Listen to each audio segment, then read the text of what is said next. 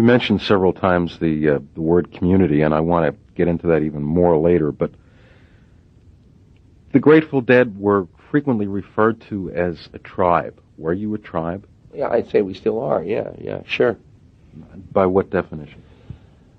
Well, we sort of have our own culture. You know, I mean, we sort of have our own language. The relationships in our scene are I mean, they're certainly have more to them at this point than anything as far as like if I were to contrast my relationships in the Grateful Dead with, say, my blood relationships or my relatives, I'm much closer to the Grateful Dead and than I, it's closer in some ways than marriage even, and it's very definitely tribal, I would say. Yeah, it's just mostly it's that it's its own culture. You know, we have our own. There's a thing that we do that we're focused on, and we are consciously feeding into that thing. You know, a certain amount of energy, and it has existed all this time. Partly by inertia and partly by effort. You know, so and that's the way it feels. You know, that's really the most important thing about it, is it feels that way, not analytically, this plus this equals tribe, you know. But I want to tell you that as everybody's circumstances change from month to month and year to year, I find myself living with a guy who's 20 and very much in love with a woman who's 25. And if they hear the terms that you're using and some that I'll use, like tribe and communal, they sort of look at us like hippies. Hippies, yeah, those fossils from another age. Because they are dated; those are old concepts, and in reality, I never did feel. I mean, we never felt a part of that fiction that was being put out that eventually everybody heard those kind of terms coming from. I mean, for us, it sounded dated then. You know, it sounded wrong then, or out of key, you know. And I mean, we don't look at it with that kind of, we view it with considerably more anarchy, you know. Then there's more anarchy in our scene than there is organization, certainly. You know, it isn't like that at all, and it's just that those are closer than the other things that we can come up with in terms of trying to describe what it is that we have. It really is something, you know, whether you call it a family or an organization, or, I mean, you know, there's kind of, you know, it depends on whether you use an emotionally loaded word or something that's sort of dry, but it's a conglomerate of some kind, you know. But it's dynamic in nature. What you're really saying is the old thing about labels sometimes don't really say that much, but rarely do. But you're living a lot of, for lack of a better term, also 60s values, it sounds like. Well, they've been mutated. They've gone through a lot of changes. I mean, because it's been necessary for us to change as the times change. Our 60s model was considerably more elaborate, you know, and it actually what happened was that the 60s model was, ecologically unsound, really, and we sort of used it up right around 74, 75, somewhere. You know, I mean, we were already sliding downhill somewhere around 72 or 73, and by 75 it was used up, really, and we had to really rethink our whole structure in terms of being able to survive. You know, in terms of our own, like, what is it that we were trying to accomplish at that time? We actually accomplished a lot of the things that we were trying to at that time, which were really personal goals, didn't have anything to do with the world at large, really.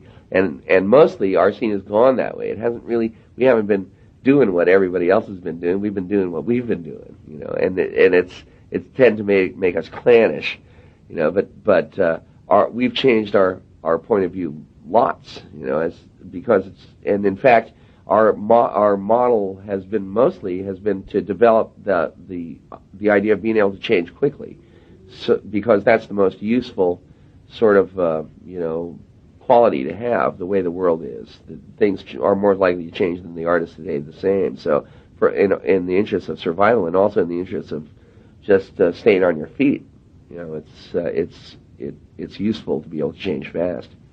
In terms of staying on your feet, you're still known to do some very, very long sets. And how long? Well, they're not really that long. I doubt that we rarely play a set that's longer than 2 hours, but we do like 2 sets a night. And what's more normal is like an hour and a half, an hour and 45 minutes, maybe around there, somewhere between an hour and 15 to an hour and 45 minutes. And that's more or less it, you know. And the overall show is right around 4 hours, but really, the length of our show is mostly a function of what's the normal union hours in the big halls, you know, because once you start going into overtime or anything like that, I mean, it costs a fortune, you know, so that has had something to do with making the length of our show what it is. In some circumstances, it's possible that we might play longer if everything was moving in the right way and there was no limitation of any sort. But really, we are more defined by limitations than by anything else, and so part of our tradition is fighting these limitations. You know, that's and it's not because we wanted to; it's just because all of a sudden there they are. You know? Right. So that's had something to do with kind of forming a certain amount of what we do. It's interesting that it's worked out that way. That's the way it is. You've been playing a long time. I mean, really a long time. Yeah. How do you feel about? How do you keep it fresh? Well, because it's something I'm still learning about. I'm not unaccomplished.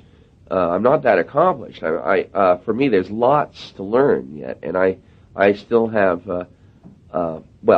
Like on this tour, I have 3 real interesting books of different kinds of exercises, musical exercises that are like new ground for me, and it keeps me really absorbed. There's a lot that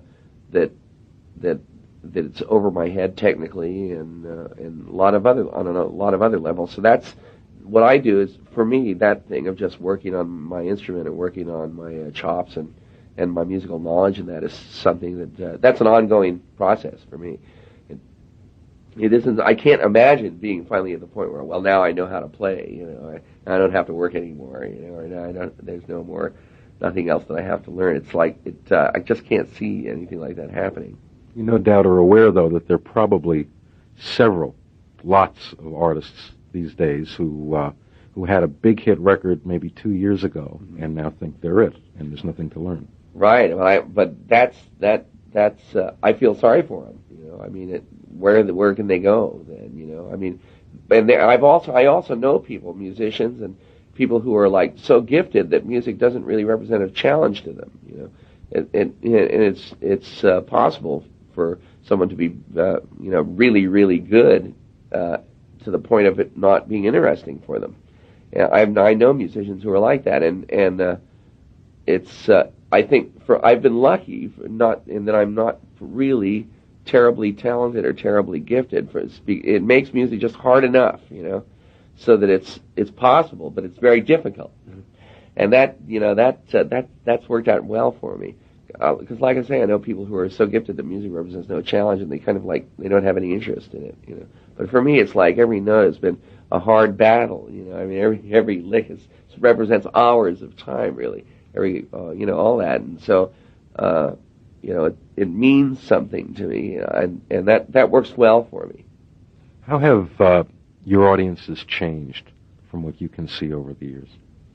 In a way, the spirit of the audience hasn't changed a whole lot. Just like sort of the intention of the music hasn't changed, but the music itself has changed. Like the audience itself has changed, but the spirit of the audience is still pretty up there. You know, it's and it's not some kind of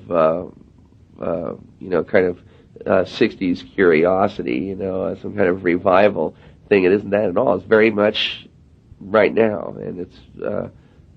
And the people are taking it in their own way, you know. So it's like our audience is an audience of people from now, you know, and the music is important to them for reasons that have to do with right now.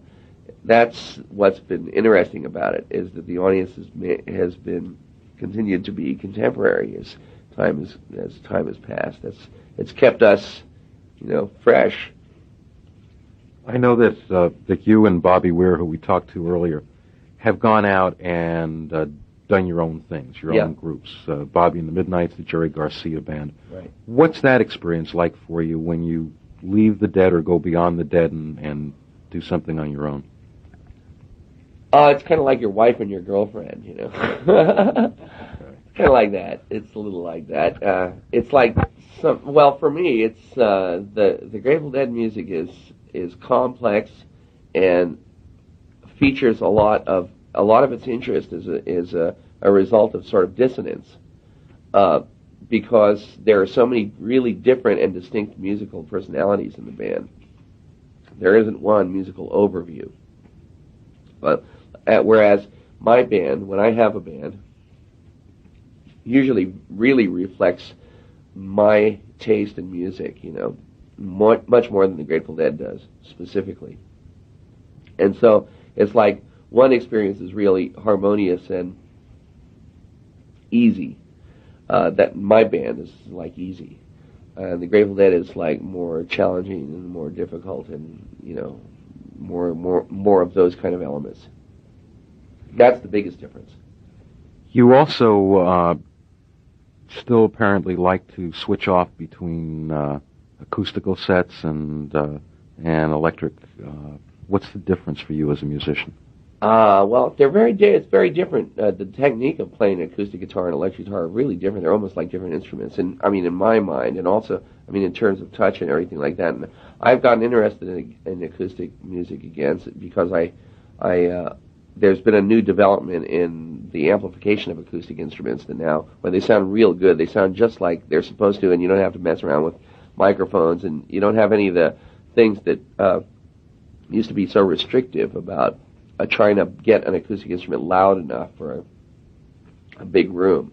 You know, so now those problems have been solved. So for me, the acoustic guitar now is something that's sort of available to me. And I've been playing a lot at home, and I've been doing concerts with my friend John Kahn, who's a bass player, and he's been playing acoustic bass, and I've been playing acoustic guitar. And there's a nice texture there. There are tonal qualities, and there are certain qualities to it that makes it interesting.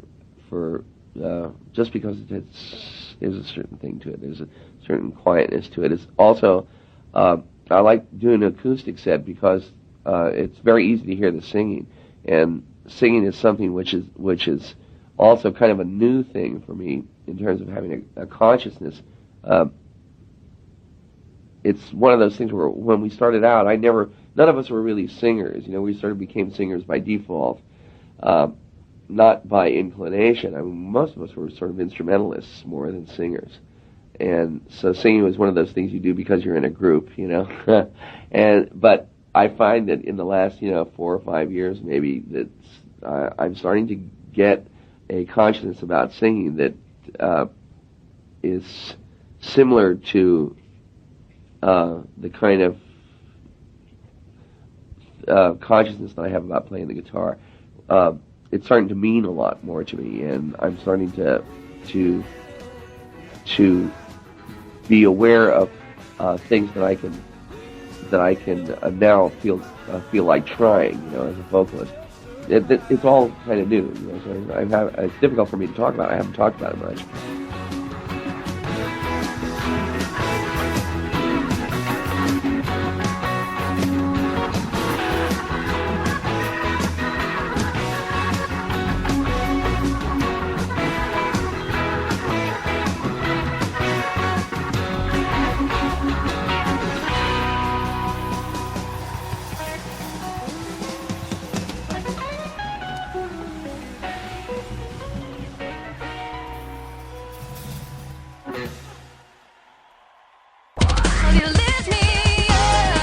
Reaching Up Radio is a production of Street Cats Foundation for Youth and One Heart for Kids.